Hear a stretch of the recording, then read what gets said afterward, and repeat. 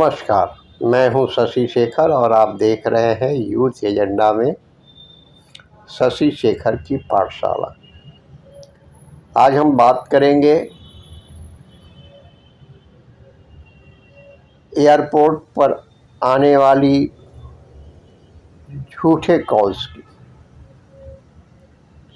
क्या यह एक वित्तीय आतंकवाद की सुनियोजित षड्यंत्र का हिस्सा है या एक कुछ शरारती तत्वों का मात्र मजाक है? भारत में पिछले कुछ दिनों से लगातार शरारती तत्व किसी विमान में बम रखे होने की झूठी कॉल करके विमानन कंपनियों को भारी नुकसान पहुंचा रहे हैं।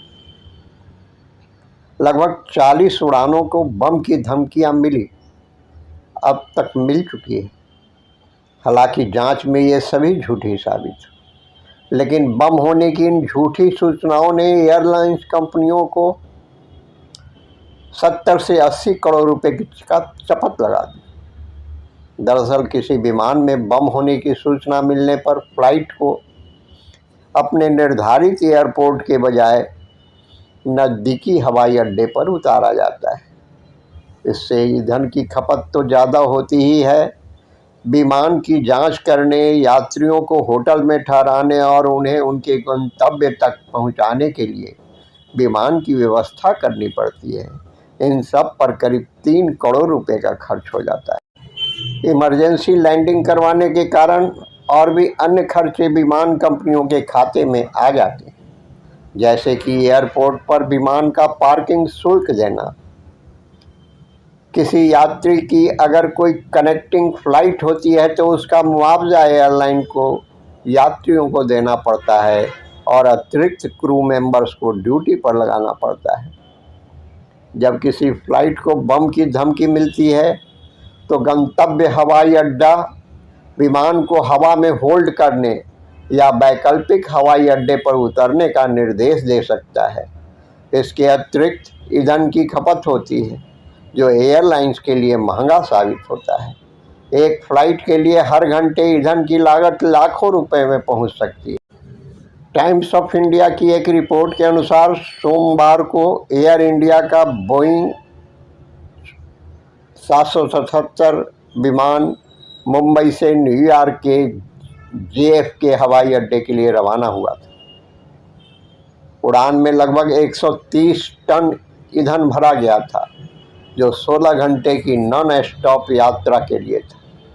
उड़ान भरने के तुरंत बाद एयरलाइंस को एक कॉल मिली, जिसमें कहा गया कि विमान में बम है। इस कॉल के बाद फ्लाइट को न्यूयॉर्क के बजाय दिल्ली वापस लाया गया, लेकिन यह तुरंत लैंड नहीं कर पाया।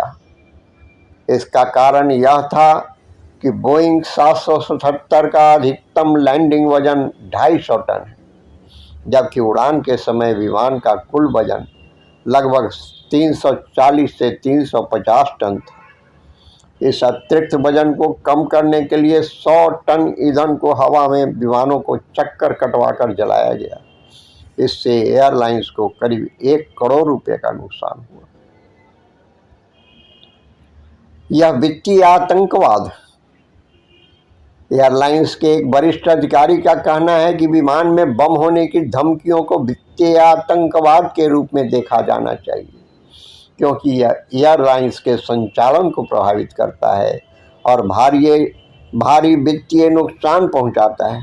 अधिकारियों ने कहा कि इस तरह की धमकियों से निपटने के लिए कड़े कदम उठाने की ज़रूरत है, ताकि यात्रियों को असुविधा और खौफ से तो बचाया ही जा सके, वहीं विमान कंपनियों को भी भारी नुकसान का सामना न करना पड़े।